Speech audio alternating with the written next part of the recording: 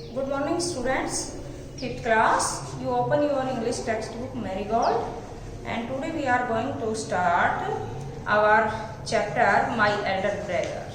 So students, you open page number 67. आज हम page number 67 से पढ़ेंगे, बट इससे पहले before the starting of page number 67 you see page number 66 time and schedule दिया हुआ है। इस टाइम और शेड्यूल को हमें समझना है कि यहाँ मुन्ना और भैया दोनों भाई जब आपस में कन्वर्सेशन करते हैं अपनी स्टडी के टाइमिंग के बारे में, तो उस टाइम जो भैया है वह किस प्रकार से अपने छोटे यानी कि अपने यंगर ब्रदर मुन्ना को अपने टाइम टेबल के से परिचित करवाता है। 6 AM उसने सबसे पहले बताया है कि morning 6 AM wash your hands, अपने हाथ धो, have your breakfast and sit down to study. आप हाथ धोने के पश्चात हैव योर ब्रेकफास्ट, अपना नाश्ता लो, and sit down for study, और अध्ययन के लिए आप बैठ जाएं। यानी कि हम सबसे पहले when we wake up early in the morning we get fresh first of all, सबसे पहले हम फ्रेश होते हैं। after then we take toothbrush, हम टीथ ब्रश करते हैं, एंड आफ्टर देन जो भी करना है, जो भी आपका टाइम टेबल है मॉर्निंग में ब्रेकफास्ट का, उसके अकॉर्डिंग आप लें। 6 to 8 AM अब यहाँ सब्जेक्ट का टाइमिंग डिसाइड किया है उसने। 6 to 8 AM इंग्लिश पढ़ेंगे, 8 to 9 AM मैथ्स पढ़ेंगे, 9-9:30 हिस्ट्री पढ़ेंगे, यानी कि हाफ आवर हिस्ट्री के लिए है। 3:30 PM then off to school, इस समय उनका स्कूल जो है वो बंद हो जाएगा। 5-6 PM ग्रामर करेंगे, फिर ये इवनिंग टाइम दिया है 5 to 6 PM grammar, half an hour for strolling. Next है 6:30 to 7 PM इंग्लिश कंपोजिशन, इसमें क्या करना है, इंग्लिश कंपोजिशन करनी है, देन डिनर, और इसके पश्चात हमें रात्रि भोजन लेना है। 8 to 9 PM ट्रांसलेशन, 8 to 9 यानी कि 8 से 9 PM तक हमें ट्रांसलेशन करनी है, यानी Hindi to English and English to Hindi, both are called translation. 9 to 10 PM Hindi पढ़नी है, and 10 to 11 PM other subjects and then to bed, और 10 से 11 10 से 11 बजे तक दूसरे सब्जेक्ट पढ़ने हैं, एंड देन टू बेड, और इसके पश्चात हमें बिस्तर पे सोने के लिए चले जाना है। So students, at this time we want to start our lesson on page number 67. So you listen me attentive. First statement है Munna, but when is the time to play. Munna कहता है बट लेकिन when is the time to play. अब उसने कहा कि अपने भैया से पूछता है वो कि लेकिन आपने मुझे टाइम टेबल तो पूरा बता दिया है, उसकी जो ये टाइम टेबल है इसका, ये only for study time table है कि आपको इतने से इतने बजे ये करना है, तो इतने से इतने बजे ये करना है, बट उनका जो प्लेइंग टाइम है, खेलने का टाइम है, जैसे कि सुबह के बच्चे स्कूल चले जाते हैं, इवनिंग टाइम में बच्चे खेलते हैं, बट उसका जो प्लेइंग टाइम इसकी टाइम टेबल के अंदर, इसके शेड्यूल के अंदर शो नहीं किया गया है। जब उसका टाइम टेबल प्लेइंग शो नहीं है, तब वह अपने ब्रदर से पूछता है। मुन्ना कहता है but when is the time to play, लेकिन खेलने का समय क्या है। भैया कहता है क्या खेलना, पीछे क्वेश्चन मार्क लगा हुआ है, क्या खेलना। What is the need Munna, क्या आपको इसकी आवश्यकता है। यानी कि उन्होंने क्या कहा है कि मुन्ना क्या आपको इसकी आवश्यकता है, यानी कि भैया के according playing is not suitable for a student. उनका कहने का मीन्स ये है कि एक विद्यार्थी के लिए जो गेम है, खेलना है, वो नेसेसरी नहीं है, वो महत्वपूर्ण नहीं है, but it is must and important, लेकिन ये आवश्यक भी है और इसके साथ ही ये महत्वपूर्ण भी है, क्योंकि प्लेइंग से जो है वो तो एक बहुत ही नेसेसरी चीज है टू एवरी स्टूडेंट, प्रत्येक विद्यार्थी के लिए। मुन्ना, अब मुन्ना कहता है ओ, पीछे एक्सक्लेमेटरी साइन लगा हुआ है, बड़े आश्चर्य के साथ कहता है कि ओ, ये पूछा गया है मुझसे मेरे भैया के द्वारा कि क्या खेलने की आवश्यकता है। I love the green fields, वह कहता है मैं हरे भरे खेतों को बहुत प्यार करता हूँ, बहुत पसंद करता हूँ हरे भरे खेतों को। द जेंटल ब्रिज, और उनके अंदर बहुत ही हवा बहती है। ब्रिज मीन्स क्या है? हवा, जेंटल, सौम्य, शिष्ट, यानी कि जब वह खेतों में जाता है तो वहाँ ठंडी ठंडी हवा आती है, मुझे बहुत पसंद है। I want to jump up like a football, कहता है कि मैं उस समय, I want to like jump up, मैं उस समय उछल पड़ता हूँ, लाइक ए फुटबॉल, एक फुटबॉल की तरह। कहता है कि मैं एक फुटबॉल की तरह से उस समय उछल पड़ता हूँ। आई लाइक द टच, मैं उसे पसंद, टच करना, छूना, स्पर्श करना पसंद करता हूँ। एंड गो, और चला जाता हूँ। एंड हु टू टू साउंड्स ऑफ द कबड्डी, और फिर इस प्रकार की हु टू टू की साउंड प्रोड्यूस करते हुए वह कबड्डी खेलना स्टार्ट कर देता है। And the hurry and fury of volleyball pulls me like a magnet, magnet means होता है चुंबक। कहता है कि वॉलीबॉल खेलना तो मुझे इतना अधिक पसंद है कि जिस प्रकार से कि चुंबक जो है, चुंबक का और लोहे का जो संबंध होता है, इसमें क्या होता है कि चुंबक जैसे ही पास आएगा, लोहा जहां भी होगा वह उसके चिपक जाएगा, अट्रैक्ट कर लेता है उसको। इस प्रकार से कहता है वॉलीबॉल जो है उसके प्रति तो मेरा अट्रैक्शन बहुत ही ज्यादा है। It is my favourite game. ऐसा किसने कहा है? मुन्ना ने। As soon as I am on the field I forget everything, कहता है एज सुन एज, जब कभी भी, I am on the field, field का मीन्स यहाँ खेत से नहीं है, बजाय कि उस क्षेत्र से है, उस प्लेग्राउंड से है जहां पे कि वह खेलता है। As soon as I am on the field, जिस समय मैं खेल के मैदान में होता हूँ।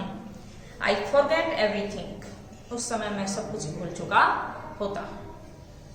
नेक्स्ट सेकंड सीन है। अब यहाँ तक तो इनके टाइम टेबल के बारे में और इनकी स्टडी के बारे में था, किसकी? भैया और मुन्ना की, कि भैया मुन्ना को किस प्रकार से सजेशन देते हैं, और सजेशन किसके बारे में देते हैं? अबाउट द स्टडी, स्टडी के बारे में कैसे सजेशन देते हैं।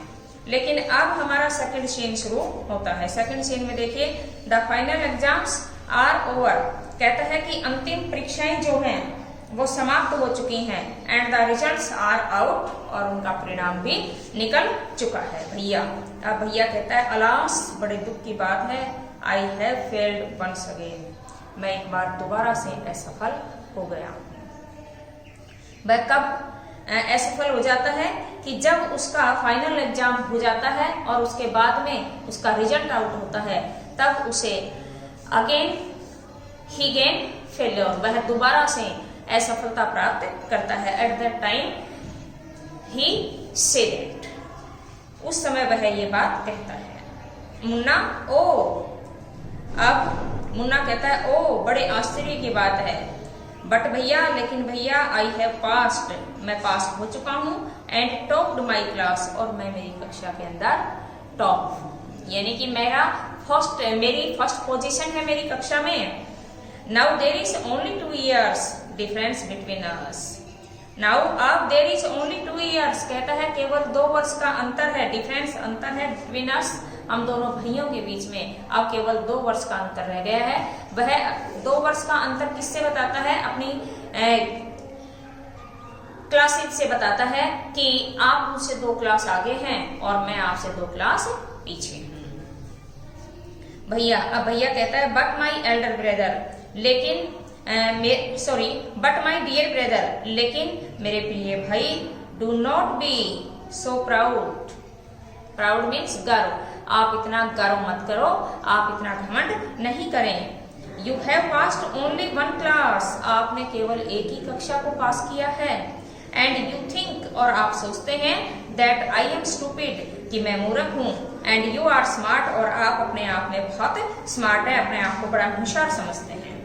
वंस इन ए व्हाइल, लेकिन एक बार पुनः इन ए गुल्ली डंडा गेम, लेकिन एक बार पुनः आप जब गुल्ली डंडा का खेल खेलते हो। गुल्ली डंडा का खेल होता है जो कि बच्चों के द्वारा खेला जाता है। यू माइट गेट लकी, आप अवश्य ही भाग्यशाली हैं। एंड हिट ए गोल, और आपने उस लक्ष्य को प्राप्त करेंगे। But that does not mean, लेकिन इसका मीन्स ये नहीं है। Turn next page. लेकिन इसका मीन्स ये नहीं है। On page number 68, you have mastered the game, कि आप खेल के मास्टर हैं। मास्टर का मीन्स यानी कि बहुत ही अच्छा गेम खेलना आप जानते हैं, गुल्ली डंडा। ये बात भी आप नहीं समझे। You have to work hard to be successful in life, आपने अपने जीवन में सफलता प्राप्त करने के लिए काफी कठोर परिश्रम किया। When you have to study a subject like algebra or geometry in higher classes, then you will understand the importance of the hard work. अब यहाँ algebra का मीन्स होता है बीज गणित। आजकल के बच्चे तो algebra जानते ही नहीं है कि what is means of algebra, क्योंकि आजकल है ही नहीं। algebra जो है वो 6th, 7th, 8th और 9th क्लास तक इतना टिपिकल पड़ता है। algebra जो है वो काफी हार्ड होता है। मैथमेटिक्स के अंदर ये एक पार्ट है algebra, लेकिन अब इस टाइम 10th तक के पोर्शन के अंदर algebra नाम की चीज ही नहीं है। बच्चे जानते ही नहीं है कि what is means of algebra and what is statics वगैरह भी नहीं है। तो यहाँ देखिए, when you have to study a subject, जब आप एक विषय का अध्ययन करते हैं लाइक एल्जेब्रा और ज्योमेट्री, जैसे कि एल्जेब्रा और ज्योमेट्री के अंदर जितने भी कोण हैं, त्रिकोण हैं, ये आपकी एंगल, ट्राइंगल सब इसके अंदर आते हैं। स्क्वायर है, रेक्टेंगल है, सिलेंडर है, ये सारी चीजें किसमें हैं? ज्योमेट्री में होती हैं। और ये छोटे बच्चे भी जानते हैं कि ज्योमेट्री की चीजें तो एक पॉइंट है, लाइन है। सबसे शॉर्ट आपका क्या होता है ज्योमेट्री में? पॉइंट होता है। फिर उसके बाद में लाइन होती है, उसके बाद में ट्राइंगल होता है, उसके बाद में स्क्वायर होता है, उसके बाद रेक्टेंगल होता है, सिलेंडर होता है। तो ये सारी चीजें जो हैं ये ज्योमेट्री के अंदर काउंट की जाती हैं। अब यहाँ दोनों भाइयों के बीच में जब कन्वर्सेशन हो रही है तब ये आपस में बातचीत करते हैं। और अलजेब्रा जो है उसके अंदर एक नहीं कई आंसर निकलते हैं, और वो भी पॉइंट्स में चलता है, पॉइंट 1, पॉइंट 2, पॉइंट 3 के अंदर। देखिए, when you have to study a subject like algebra और ज्योमेट्री, जब आप एल्जेब्रा और ज्योमेट्री जैसे विषयों का अध्ययन करते हैं इन हायर क्लासेस, उच्ची यानी कि हायर क्लासेस में, बड़ी कक्षाओं के अंदर, जब आप इन दोनों सब्जेक्ट्स का दोनों चीजों का अध्ययन करते हैं, then you will understand the importance of hard work. अध्ययन करोगे तब आप समझ जाओगे कि कठोर परिश्रम का महत्व क्या होता है। यानी कि उसने बताया है कि हायर क्लासेस के अंदर अलजेब्रा एंड ज्योमेट्री जैसी चीजों की जब स्टडी हम करेंगे तब हमारी समझ में आ जाता है कि what is means of hard work. एक हार्ड वर्क जो होता है उसका अर्थ क्या है। तो यहाँ दोनों भाई मैथमेटिक्स विषय के बारे में आपस में कन्वर्सेशन करते हैं, और कन्वर्सेशन करते हुए ये एक दूसरे को सजेस्ट कर रहे हैं। So students, at this time I have stop my lesson. So you noted your home assignment.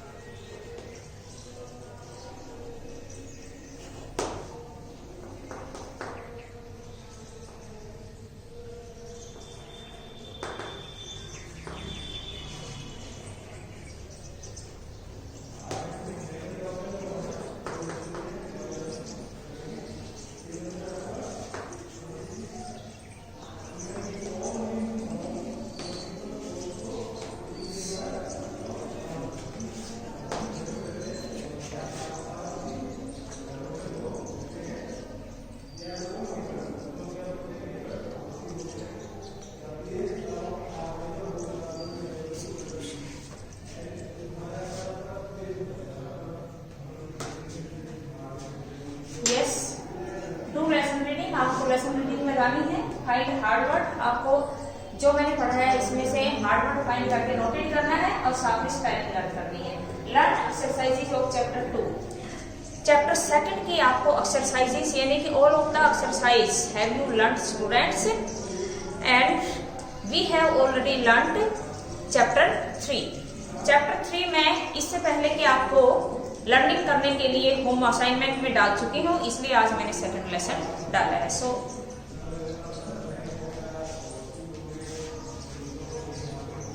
see you next day students।